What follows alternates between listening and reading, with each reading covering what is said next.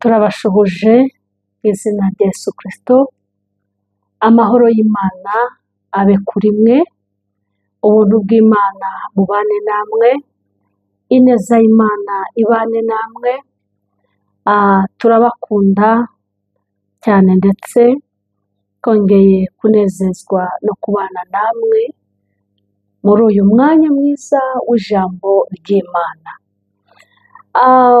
Murabizi rero iyi cano icaho ibiganiro by'ijambo ry'Imana.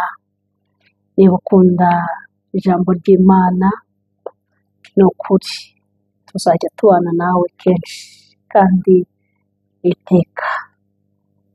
Turabibona, muradukurikirana, muri ab'agaciro, mukora subscribe, muri ab'agaciro, mukora like, share, ibitekerezo, inkunga, mu by'ukuri muri ab'agaciro ku buzima bwa Impuhwe z'Imana TV. Turabakunda ni ukuri kandi bivuye ku ndiba y'umutima wacu. Yego, tubibutse ko muri komenti ushobora kuba ufite icyifuzo runaka, ushobora kuba urwaye, ushobora kuba wumva urushye, ushobora kuba wumva utakibasha no gusenga, ushobora kuba wumva waranamutse iby'Imana bitakikurimo, wanyandikira aho uherereye hose ku mugabane w'isi, wanyandikira tukaganira. Ndabizi ko nituganira uzahinduka, hari byinshi bizahinduka ku buzima bwawe.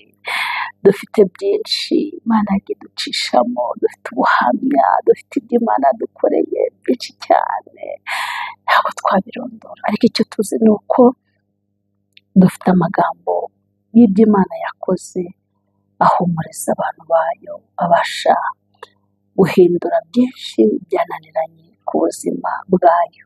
Humura, ikigeragezo urimo si icyo kukwica, icyo kigeragezo urimo ntabwo ariyo finale y'ubuzima bwawe.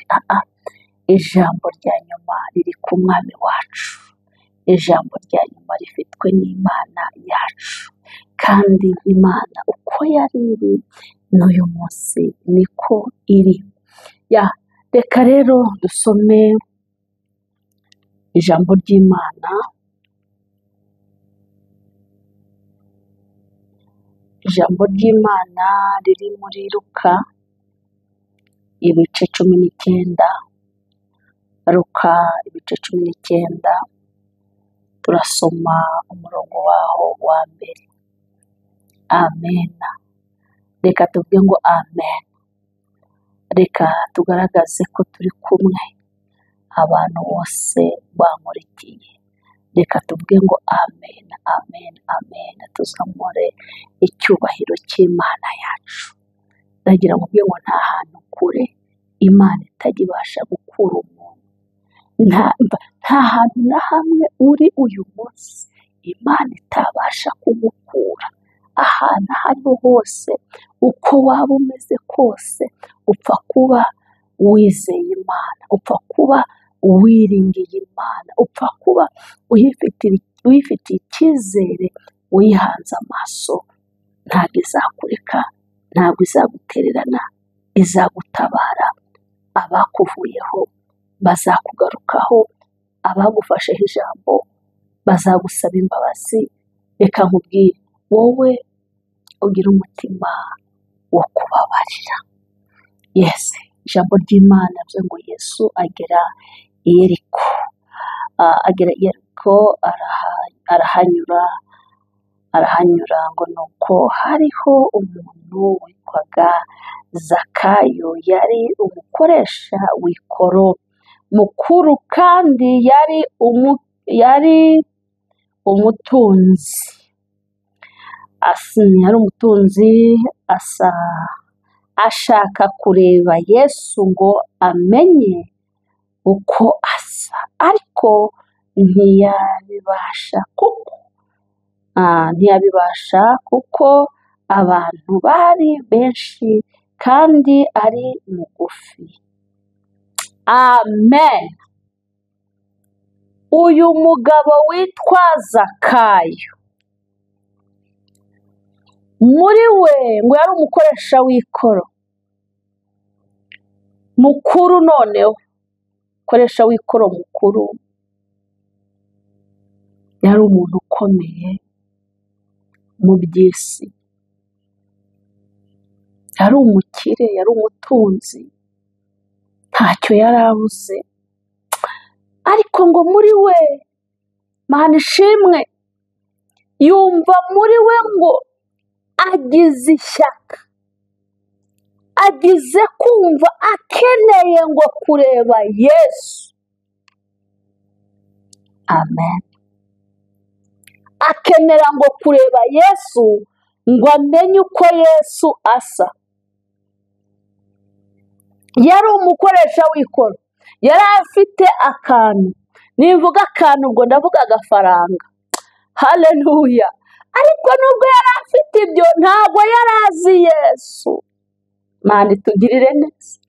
Nta Yesu yari azi, nta Yesu wari muri we, ntabwo yari amuzi.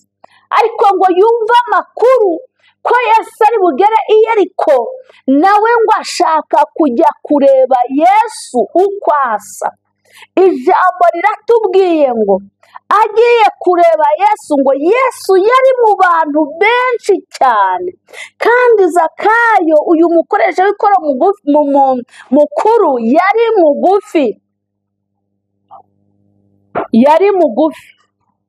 Ntabwo yabashaga kubona Yesu uko ashaka, kuko Yesu we yari mu bantu benshi, yari mu kivunge cy'abantu benshi, kuko bari bamukeneye, bari benshi.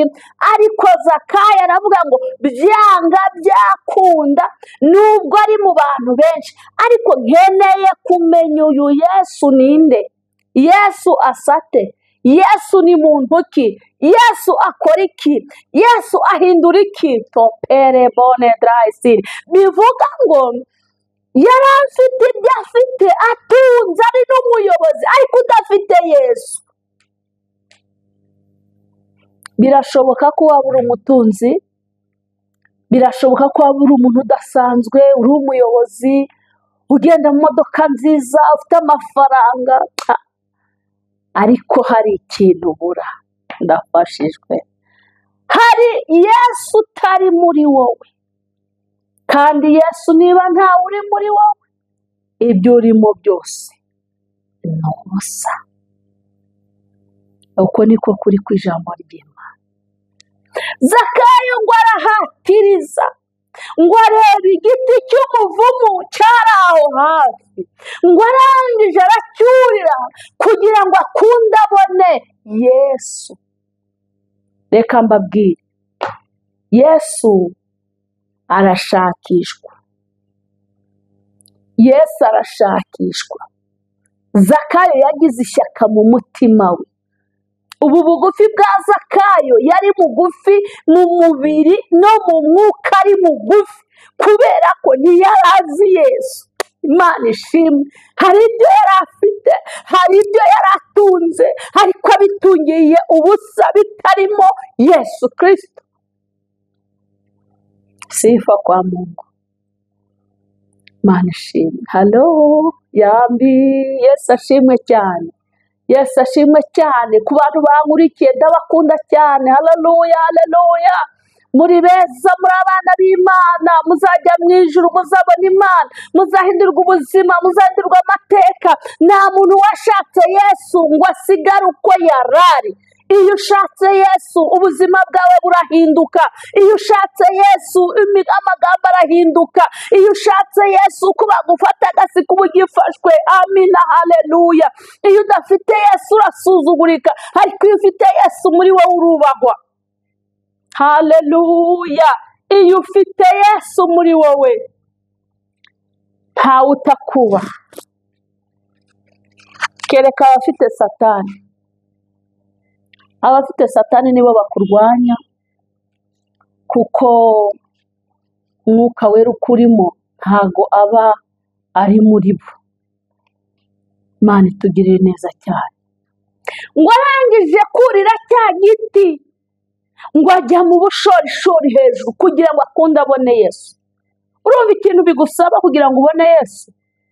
Mu ntambara urimo, mu bigerageza urimo, aho uri guca, urimo abantu bakuvuyeho, abantu barakuretse, nta byiringiro ufite, urumva ugiye gusara, ibyawe byagushizeho, nta hepfo, nta haruguru, nta kumeze, nta kuhagaze. Kubera iki? Nta Yesu uri muri wowe. Nta Yesu uri muri wowe. Ibyo wishingikije byose ni ubusa. Icyo usabwa kugira Yesu muri wowe. Usabwa kuba Zakayo, ukurira igiti ukabona Yesu, ukamenya Yesu uko asa, ukamenya Yesu uko akora, ukamenya Yesu uko agendana n'abantu be. Ukeneye kugendana na Yesu Kristo. Halo, Imana ibaha umugisha. Amen. Ngo arangije kurira cya giti, umva ukuntu Imana iteye ubwoba, umva ukuntu Imana ari nziza. Tujya dukora ibintu tukajya ngo turi kubikorera ahantu hatagaragara, ntawe utureba, ntawe utwumva, ariko ijisho ry'Imana yo mu gihugu cyo mu ijuru ntaho ritareba. Ahantu hose rirakwitegereza, ahantu hose riba ari kureba ibiri mo imbere mu mutima wawe. Yesu yarabibonaga, kuko akimara kurira kino giti, Mana tugire neza, ngo Yesu ahageze arararama, areba hejuru. Kandi mu by'ukuri ntaho Bibiliya itubwiye ko Zakayo yagishije inama Yesu kugira ngo yurire igiti. Bibiliya ivuze ko yari mu bantu benshi, yari mu mubyigano w'abantu benshi bamushaka. Zakayo we yigira inama yo kurira igiti. Ndumva nta n'umuntu yigeze abibwira. Ariko amaze kucyurira Yesu ahageze ngo arararama, ngo aramubwira ngo Zakayo we, ururuka icyo giti, kuko nta kabuza uyu munsi ndarari wawe. Oh my God, Yesu Kristo. Tekereza ibi byishimo uyu mugabo yagize, tekereza umunezero uyu mugabo yagize. Ariko kugira ngo Yesu ararama murebe, habaye iki? Icya mbere kitugaragarije impamvu Yesu yuriye, nani impamvu Zakayo yuriye iki giti Yesu akararama akareba hejuru, nuko Zakayo yagize ishyaka n'umwete muri we byo gushaka Yesu no kumumenya no kureba uko asa. Nawe rero urasabwa kuva ku rwego uriho mu buryo bwo kubaha Imana, ukava ku rwego uriho ukagira urundi rwego winjiraho. Hari ukuntu tuganira n'abantu inshuro nyinshi, umuntu akavuga ati yewe mushumba, nanamutse, ndumva nta byiringiro, ndumva byanze,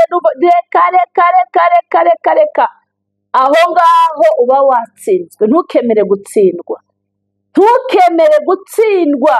Iteka ryose ujye uharanira gutsinda. Ntugatsindwe, ujye utsinda mu izina rya Yesu Kristo w'i Nazareti. Arangije abari kumwe na Yesu baravuga ati Yesu, uyu mugabo ko ari umunyabyaha, utamubwiye ngo ararariwe, ararara kuri uyu munyabyaha. Imana ishimwe. Yesu aravuga ati ntabwo nazanywe n'abakiranutsi, nazanywe n'aba ngaba nibo nshaka. Imana itugire neza cyane. Yesu atahe iwawe, Yesu atahe mu rugo rwawe.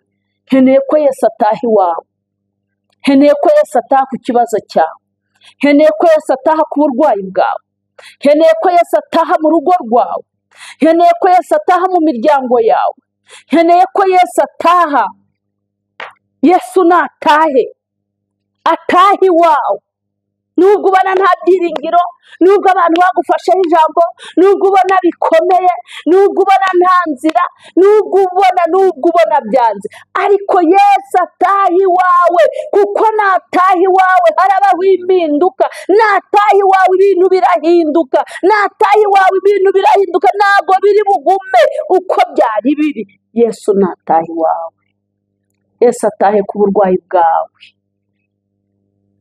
Yesu atahe ku muryango wawe, Yesu atahe ku rubanza rwawe, Yesu atahe ku bana bawe, Yesu atahe ku mutware wawe, Yesu atahe ku mudamu wawe, Yesu atahe mu kazi kawe, Yesu atahe muri bizinesi yawe.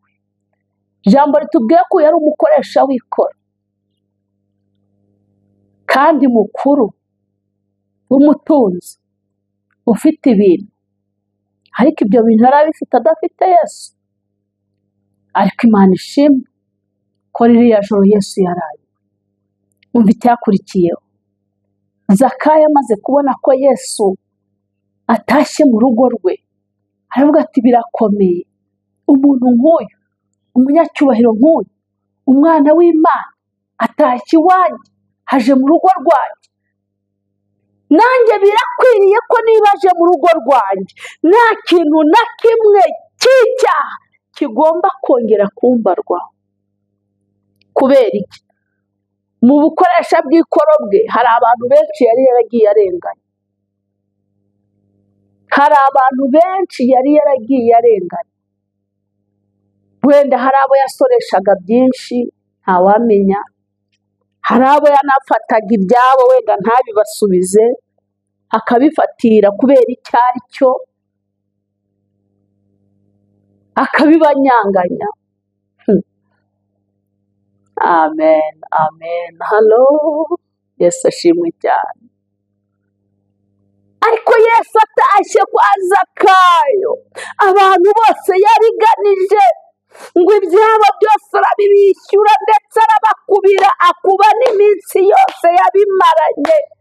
Uwo yari afitiye miliyoni ngira ngo yagiye amuha 2, uwo yari afitiye 3 yamuhaye 6, uwo yari afitiye 100 yamuhaga 500, kubera ko Yesu yatashye we. Yesu ataragira Yesu muri we yumvaga nta cyaha arimo akora. Yes, iyo udafite Yesu muri wowe ibintu byose ukora uba wumva ari byiza, uba wumva nta kibazo kirimo, nubwo wahemukira mugenzi wawe ukumva ko nta cyaha wakoze, nubwo wamukorera amanyanga ukumva ko nta cyaha wakoze. Kubera iki? Nta Yesu uri muri wowe. Yesu ntabwo ari muri wowe, nta wakurenganya. Ariko iyo Yesu yamaze kugera muri wowe, abo wagiriye nabi ubasaba imbabazi. Iyo Yesu yageze muri wowe, abo warenganije bararenganurwa, kubera ko Yesu yageze muri wowe. Ndafashijwe cyane. Nkwifurije ko Yesu agera muri wowe, Yesu agere mu rugo rwawe, usangire na Yesu, urarane na Yesu. Ni ukuri Yesu narari wawe, umudugudu utuyemo urabimenya. Yesu narari wawe, akagari karabimenya.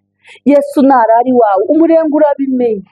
Yesu narari wawe, akarere karabimenya. Yesu narari wawe, igihugu cyose kirabimenya. Iyo Yesu yageze iwawe ntabwo bikiba bikiri mu ibanga. Impamvu uyu mwanya turi kubivuga tubisomye mu byanditswe mu bitabo by'Imana, nuko nyine iyo ahageze biba bitakiri ibanga.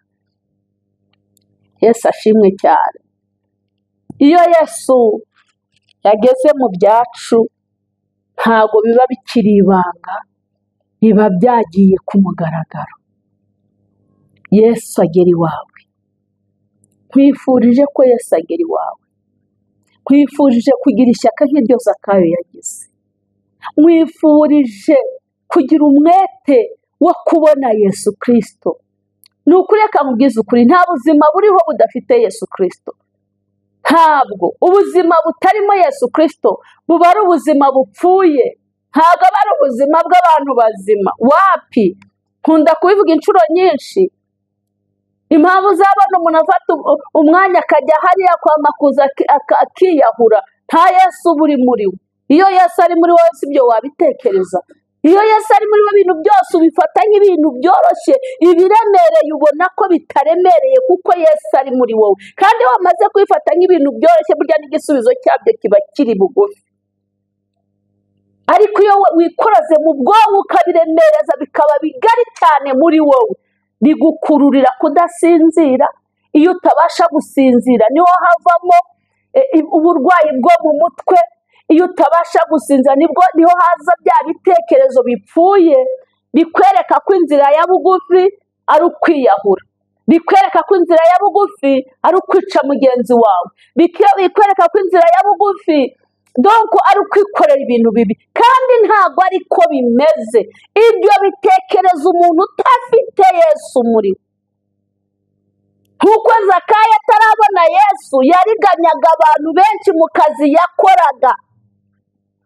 Akazi urimo gukora wirinde kuriganya bene so, wirinde kuba umunyeshyari, wirinde kubogamira mugenzi wawe, ugakore neza ugakunze kuko uzabigororerwa.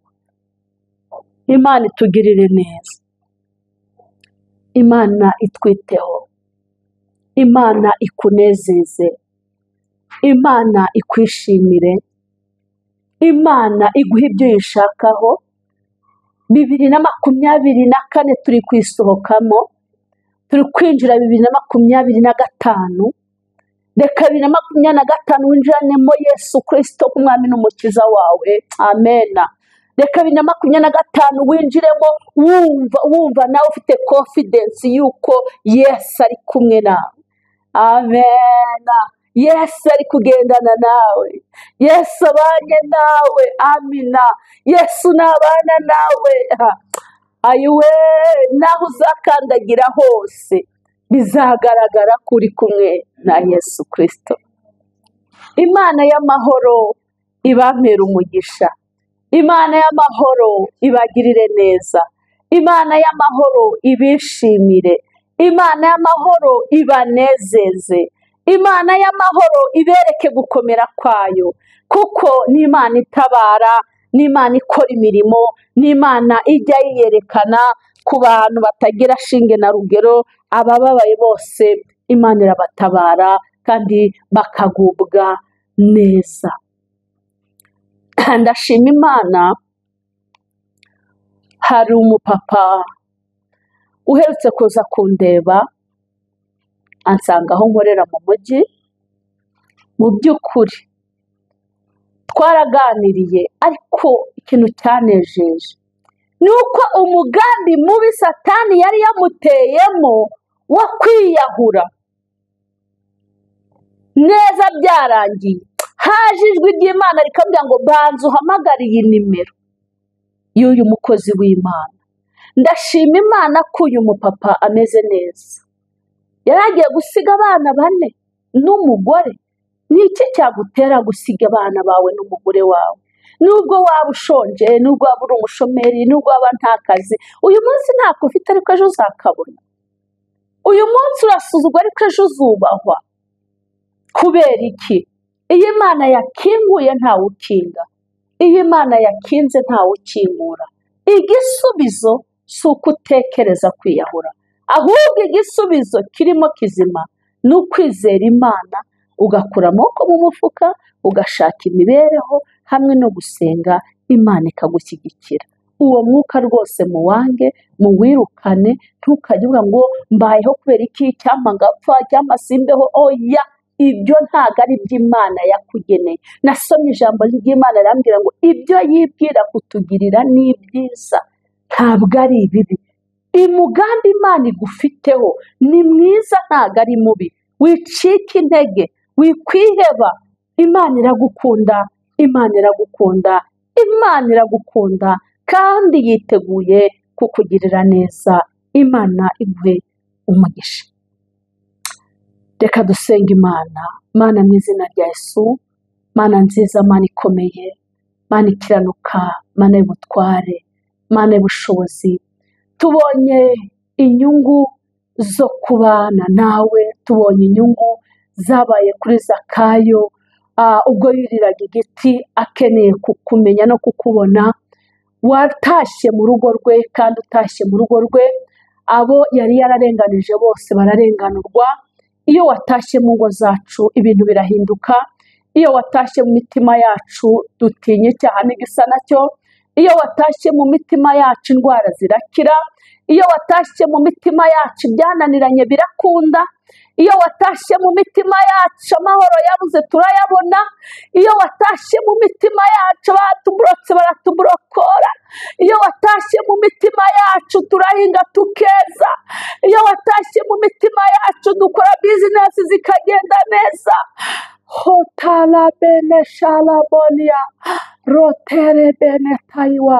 Iyo watashye mu mitima yacu awari ingumba arabyara mana. Iyo watashye mu mitima yacu utarufite aho kuba arahabona. Iyo watashye mu mitima yacu tugira ibyiringiro rata. Rebone talabone shalabi. Tugira ibyiringiro, tugira ibyiringiro. Tugira ibyiringiro, twarakubonye bikomeye, ariko kuko twari kumwe nawe twagize ibyiringiro by'uko tuzagirirwa neza nawe, kandi niko kuri watugiriye neza. Tubihaye agaciro buri muntu wese uri bukurikirira ijambo, buri muntu wese uri bwumvira isengesho, umbabarire ntasigare uko yari ari. Habaho impinduka ku buzima bwe, habaho impinduka ku bana be, habaho impinduka mu kazi, habaho impinduka mu rugo rwe, habaho impinduka repotakila bonedayi.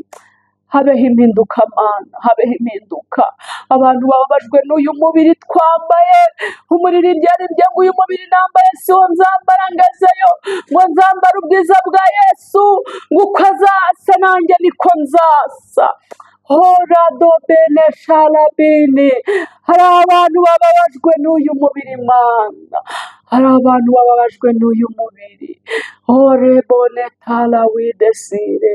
Mana barengere, mana batabare, mana rengera ubwoko bwawe, ishyurira abantu amadeni, ayiwe ababuze amahoro nuyabahe, abo bwira bukaba bukeye nubahe gutuza, imitima yabahe guhindura umushyitsi imbere yawe. Uyu nguyu ubwira mu burakarara yishimagura bugacya kubera imbaraga z'imyuka mibi. Mu izina rya Yesu uri Imana ikiza, mu izina rya Yesu uri Imana itanga amahoro, mu izina rya Yesu uri Imana itanga kubaho, mu izina rya Yesu uri Imana itanga gukomera, mu izina rya Yesu uri Imana itanga gukira, mu izina rya Yesu uri Imana itanga ubuzima. Hora topere shalabonia. Mu izina rya Yesu Kristo komeza kugira abantu bawe neza, komeza kubarengera, komeza kubatabara, komeza kubabera Imana, kubera kuri Imana ishobora byose. Ndagushimiye mwami, rengera itorero, rengera ubwoko bwawe, rengera abatagira shinge na rugero, kumira imbaraga z'imyuka mibi, abadayimoni bateza impanuka, abadayimoni bateza ibitotsi bituma tudasenga, abadayimoni bateza inzozi ziteye ubwoba, abadayimoni batuma abantu babura amahoro mu mutima, ndabohereza mu kidaturwa mu nyanja y'akumurira amazuku. Mu izina rya Yesu, wa mwuka we ndakwirukanye, ndagusenya, ndagutwika, ndakurimbura mu izina rya Yesu Kristo w'i Nazareti. Wa mwuka wa divorce we, wa mwuka w'inzangano we, utuma abantu bangana, ugatuma abana banga ababyeyi, ugatuma ababyeyi banga abana, ugatuma dopitalabo. Mu izina rya Yesu abavukanyi bagacagagurana, izo mbaraga ndazinetraliza, iyo myuka mibi ndayohereza mu kidaturwa mu izina rya Yesu Kristo. Ndasengera abacuruzi mu izina rya Yesu, bahe gutera imbere, bahe kwaguka, bahe gutera imbere mwami. Dore hari igihe byanga, dore hari igihe birirwa bukira bagataha, ariko hari icyo wakora. Erega mwami, iyo umucuruzi acuruza bikagenda neza, n'igihugu kigira umugisha, kikabona amafaranga, imisoro ikinjira, iterambere rigakomeza kuba mu gihugu cyacu, imihanda igakorwa, ibintu byose bikagenda neza, amashuri akubakwa mu izina rya Yesu Kristo. Ya muri minisiteri za finance mana utugire neza, iz'ubwubatsi rebonetaya, z'ubuhinzi, aborozi mu izina rya Yesu Kristo, z'amashuri abana bacu ubwenge ubagire neza, dore bagiye no kwinjira mu bizamu, ubwenge bwawe bubabeho mu izina rya Yesu Kristo.